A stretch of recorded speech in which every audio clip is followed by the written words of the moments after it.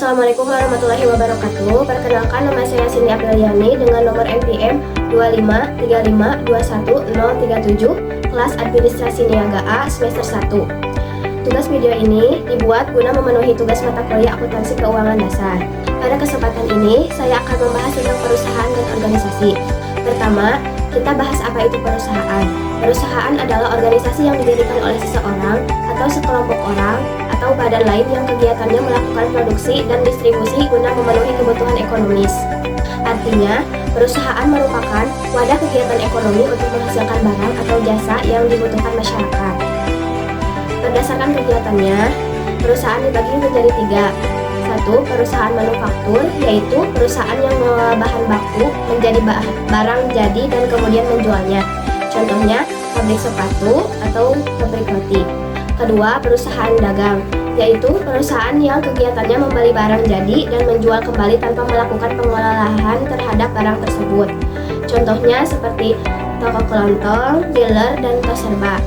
Yang ketiga, perusahaan jasa, yaitu perusahaan yang menjual jasa bukan barang fisik. Contohnya, salon atau Gojek.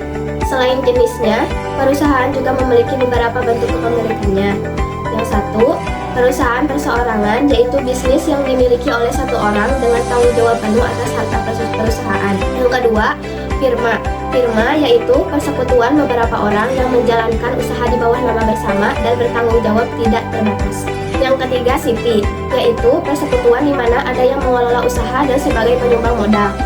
Yang keempat, PT, yaitu badan hukum yang modalnya terbagi dalam saham dan didirikan berdasarkan perjanjian. Contohnya PT Astra Internasional dan PT Unilever Indonesia. Yang kelima, perusahaan daerah, yaitu perusahaan yang dimiliki pemerintah daerah untuk menyediakan jasa atau barang bagi masyarakat sekaligus meningkatkan pendapatan daerah. Contohnya PDAM.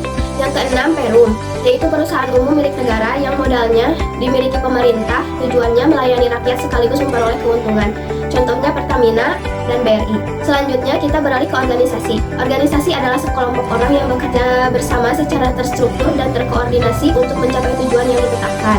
Dengan kata lain, organisasi adalah wadah kerjasama agar visi bisa tercapai.